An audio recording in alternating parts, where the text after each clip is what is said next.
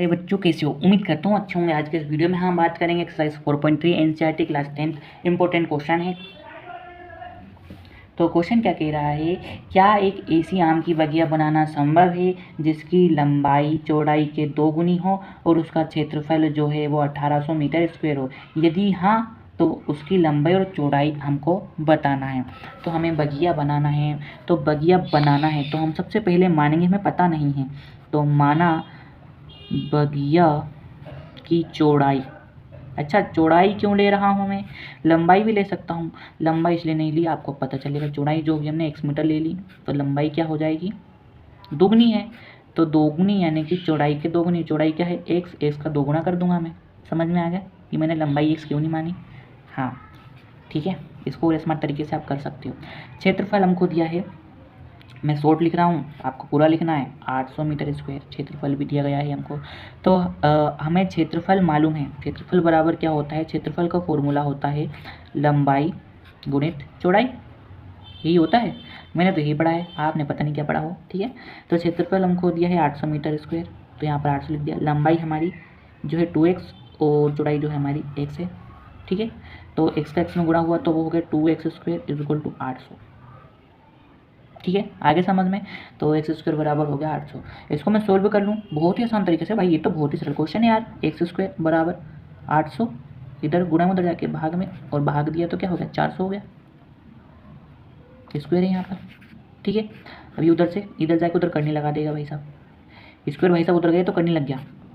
ठीक है, अब ये करनी से बाहर आएगा तो 2 का वर्ग होता है 4, मतलब 420 का 20 का वर्ग होता है 400। प्लस माइनस करनी हटती है तो प्लस माइनस लगता है, और हम प्लस में ही लेंगे। एक्स का मान जो है वो प्लस में लेंगे, क्योंकि भाई बगिया की लंबाई जो होगी वो प्लस में ही होगी, माइनस में थोड़ी ना होगी। तो देखिए आप, बगिया की चौड़ाई जो है वो कितनी होगी? 20, और 20 का डबल कर दो, लंबाई होगी 40, और 40 और 20 का आपस में गुणा करोगे तो आंसर आ गया 800। तो हमने सोल्व कर दिया। बहुत ही थोड़ा सा क्वेश्चन था। आइए आगे का क्वेश्चन देखते हैं। क्वेश्चन नंबर 4 क्या कह रहा है, क्या निम्न स्थिति संभव है? यदि है तो उनका वर्तमान आयु ज्ञात कीजिए। हाँ, ये क्या है? अच्छा, उल्टा छप गया। 2 मित्रों की आयु का योग 20 वर्ष है। 4 वर्ष पूर्व उसकी आयु वर्षों में का गुणनफल 48 था, है ना? क्वेश्चन थोड़ा उल्टा छप गया, मुझे ऐसा लग रहा है, लेकिन ठीक है, सोल्व करेंगे। 2 मित्रों की आयु का योग 20 वर्ष बता रहा है, तो हमें क्या ज्ञात करना है? उनकी आयु ज्ञात करना है, वर्तमान आयु जो हमें ज्ञात करना है। तो मैं मान लेता हूँ, क्या करता हूँ? मान लेता हूँ। माना प्रथम मित्र की आयु या पहला मित्र की आयु जो है, कौन सी आयु? वर्तमान आयु, है ना, 1 वर्ष। ठीक है, दूसरे मित्र की आयु क्या होगी? 20 माइनस 1 वर्ष होगी। क्यों होगी भाई? वो तो योग 20 बता रहा ना, मतलब कि पहला मित्र प्लस दूसरा मित्र, इन दोनों की आयु जोड़ दोगे तो वो आएगी 20। ठीक है, तो हमने एक की पहले की मानी है x, तो दूसरे की होगी 1 उधर जाके माइनस हो जाएगा, तो 20 माइनस 1 वर्ष हो गया। ठीक है, यहाँ तक आपको समझ में आ गया होगा। तो 4 वर्ष पूर्व उनकी आयु का गुणनफल 48 था। अब 4 वर्ष पूर्व की बात चल रही है, मतलब माइनस तो पहले मित्र की होगी x माइनस 4, और गुणनफल हो रहा है 20 माइनस 1 और माइनस का 4, ये दूसरे मित्र की आयु है, बराबर 48। यहाँ तक आपको समझ में आया? उम्मीद करता हूँ आया होगा। ठीक है, चलिए ये सोल्व हो रहा है। x माइनस 4, 20 में से 4 गए तो बचा 16 माइनस x बराबर 48। ठीक है, यहाँ तक आपको समझ में आ गया होगा। इसको आगे सोल्व करते हैं।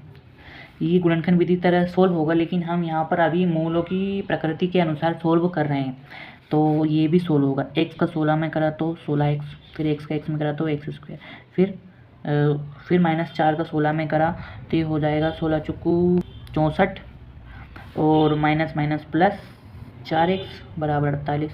अच्छा, 16x और प्लस का x, तो ये दोनों जुड़ जाएंगे, तो 16 4 20x हो गया, माइनस का x स्क्वायर हो गया, माइनस का 64 प्लस का इधर आकर माइनस का 48 बराबर में 0 हो गया। ठीक है, अब पीछे चलते हैं पर, लेकिन लिखना पड़ेगा यार।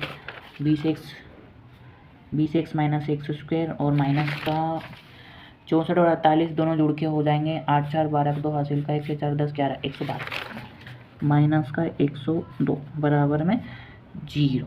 ठीक है, अभी ये इसको जमा लेते हैं हम।